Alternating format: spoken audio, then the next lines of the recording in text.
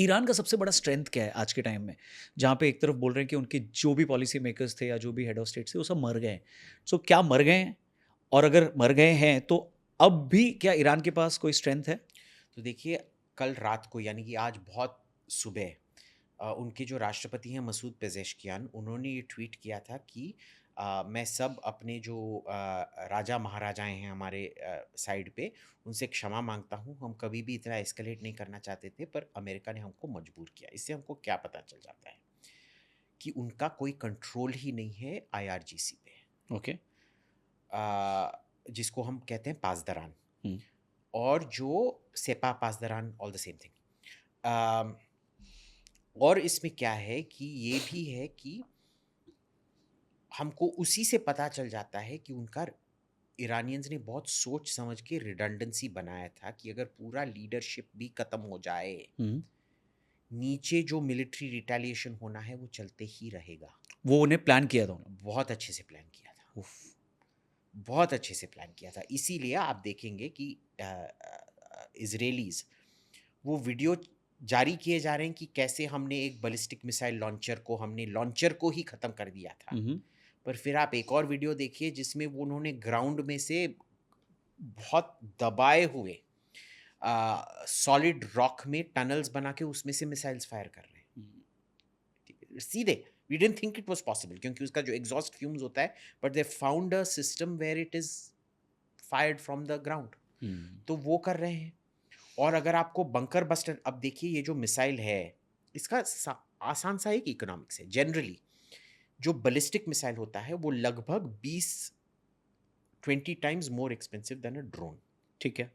उनका ड्रोन हमको पता है लगभग $10,000 का है। ओके। अब $10,000 का ड्रोन है, 20 टाइम्स लगा दिया तो क्या, 10,000, 100,000 टू $2 लाख का एक बैलिस्टिक मिसाइल हुँ, होगा। अब क्या 2 लाख का बैलिस्टिक मिसाइल बन सकता है? हाँ, क्योंकि हम देखते हैं हिंदुस्तान में क्या, हमने मैक्सिमम 300-400 लगाए होंगे बैलिस्टिक मिसाइल, क्योंकि हमको बस न्यूक्लियर के लिए इस्तेमाल करना है, स्ट्रेटेजिक डिफेंस के लिए। हुँ। अमेरिका के पास 4-5 हज़ार होंगे। भाई ये लोग 15-20 हज़ार बना रहे हैं, जो इकोनॉमीज ऑफ स्केल होता है ना ईरान। इसमें, ईरान का।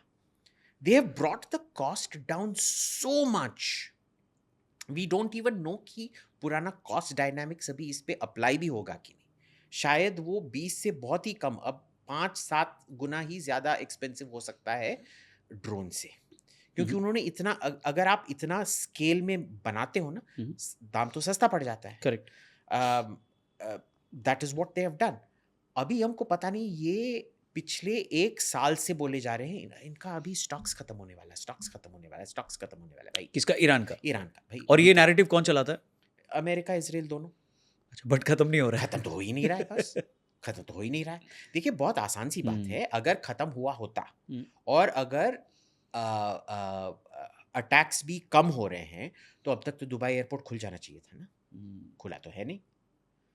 अमीराती, बहरीनी, कतारी बहुत अच्छा काम कर रहे हैं इंटरसेप्ट करते हुए, बट प्रॉब्लम क्या होता है ना कि जब इतना बल्क होता है, अब आप देख लीजिए एक इंटरसेप्टर $4 मिलियन का होता है, एक ड्रोन $10,000 का होता है। उफ़! अब आप इकोनॉमिक्स समझिए इसका। हुँ, ये जो बैलिस्टिक मिसाइल जो इससे 20 गुना ज़्यादा भी है, $2 लाख का बैलिस्टिक मिसाइल, आप एक क्या, 4 करोड़ डॉलर के मिसाइल से intercept, I don't know, is 4 million crores या सो 40 लाख के इंटरसेप्टर करेक्ट, से। सो $2,00,000 वर्सेस $10,000। तो well it's $2 lakh versus $40 lakh. Okay. So I think. और वापस से अगर सिम्प्लीफाई करें, तो आप बोल रहे हो कि 10,000 का ड्रोन ईरान मारता है, और उसको इंटरसेप्ट करके मारने के लिए के लिए उसको भी $2,00,000 लगते हैं। नहीं, $40 लाख। जो यूएई कर रहा है, या अमेरिका कर रहा है, या इज़राइल कर सब, रहा है? Because they all have the same missiles, hmm, सब सेम मिसाइल्स है। वो जो आयरन डोम है, हुँ, हुँ, वो ईच लास्ट इकोनॉमिक्स जो मैंने चेक किया था, वो $80,000 है पर मिसाइल। ओके। $80,000 पर मिसाइल, पर वो एक $200 रॉकेट को इंटरसेप्ट करने के लिए, okay. Short range Hezbollah rocket, unguided. Oh बाप रे! इतना सस्ता वर्सेस इतना इतना महंगा। सस्ता वर्सेस इतना एक्सपेंसिव। उनका क्या लॉजिक है कि भाई अपॉर्चुनिटी कॉस्ट देखना पड़ेगा, क्योंकि इजराइल बहुत कॉम्पैक्ट सा देश है, छोटा करेक्ट। सा। वो साउथ दिल्ली इजराइल से बड़ा है, ठीक है। अगर आप पॉपुलेशन देखेंगे, अगर आप जीके, सफदरजंग, वसंत कुंज से लेके अगर ओखला का पॉपुलेशन एडअप करेंगे ना, वो आपका इजराइल का इजराइल खत्म हो पॉपुलेशन जाएगा उतना में, होगा। हाँ। हरियाणा का 1/3 साइज होगा इजराइल, हम्म, ठीक है। तो आप इधर से बोलोगे अरे ओम प्रकाश इधर आ बेटा, वो उस इजराइल के उस साइड में, आई एम एग्जैजरेटिंग बट ठीक है। You get the this thing, क्योंकि हिंदुस्तान इतना बड़ा देश है ना, सही है। हमको वो साइज समझना ये नहीं लगता है। उसमें उनका इकोनॉमिक फुटप्रिंट जो है बहुत तगड़ा है। तो उनका जो इकोनॉमिक्स है, ये नहीं है कि ये $200 रॉकेट को हम एक $80,000 रॉकेट से इंटरसेप्ट कर रहे हैं। उनका ये है कि अगर ये $200 रॉकेट इधर गिरा, तो जो लॉस होगा। इधर 20 करोड़ का लॉस होगा। हम्म, तो इट इज 20 करोड़ वर्सेस 80। हम्म, पर ये अगर गल्फ स्टेट्स देखेंगे, ठीक है, बहरीन और कतर, बहरीन तो बहुत ही छोटा है, कतर फिर भी थोड़ा बड़ा है, यूएई उससे भी बड़ा है। हम्म, आप कहाँ डिफेंस करेंगे? हम्म, इतना ज्यादा आपका टेरिटरी है, आप उसका डिफेंस चला ही नहीं सकते जितना इफेक्टिवली। क्योंकि ये देखिए, आसान सी बात है, अगर टारगेट बस इतना है और ईरान, ये पूरा आपका ये माइक सेटअप है, उधर से सब कुछ इधर ही आ रहा है, आप उसको सब कुछ कंसंट्रेट करके इधर से मार सकते हो। पर अगर मैं इतना ही बड़ा हूं और आप उधर से मारे जा रहे हैं, उधर से मारे जा रहे हैं, मेरे को इधर से भी मारना है, इधर से। Yes. It's like a evenly match table tennis. Table tennis Correct. में इधर भी हो सकता है, उधर भी हो सकता है। करेक्ट। बट इजराइल के साथ वो, जब हम टेनिस सीखते हैं ना, वो ट्रेनिंग सेशन होता है ना, आप बीच में उस लाइन पे खड़े होते हैं और कोच आपको उधर ही मारता है। फ्रंट हैंड और बैक हैंड उधर से ही मारने को ये right. करता है। That is much more easy to do. It is not very easy, but it is easier. And it is also cheaper. और ये iron dome is not suitable for ये 2000-3000 किलोमीटर रेंज रॉकेट्स। वो बस 200 kilometre range rockets के लिए सही है। सही है। सो अगर इसको समराइज करें तो ईरान का 3 बड़ा स्ट्रेंथ क्या है इस वॉर में?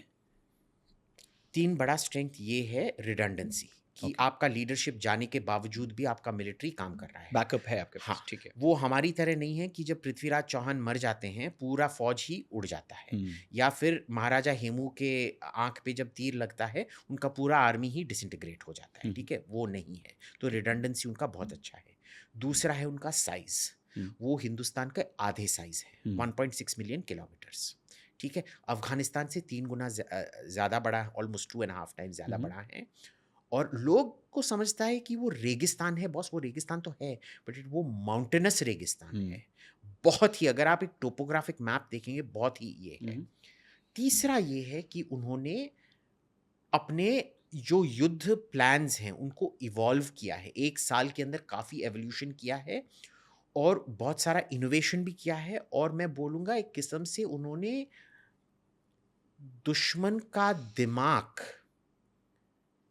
इस 1 साल में काफ़ी अच्छे से पेनिट्रेट किया है। उन्होंने कबूल किया है कि उन्होंने जो पिछले 20 साल किया था वो सब तबाह हो चुका है, उनको नया प्लान चाहिए।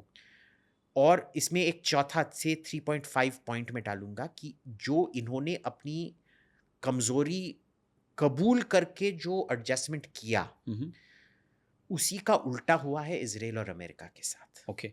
कि उन्होंने इतना शौर्य हासिल किया है, वो सोच भी नहीं सकते थे कि भाई कोई मेरे से ज़्यादा कर सकता है। तो ह्यूब्रिस, जिसे ह्यूब्रिस जैसा कोई हिंदी में नहीं है, there is no word for hubris. वो जो अहंकार उनमें आ गया था ना, कि मेरे से बेहतर कोई सोच ही नहीं सकता है, मेरे से बेहतर कुछ कोई कर ही नहीं सकता है, ईरान ने पूरा गोल पोस्ट ही शिफ्ट कर दिया है।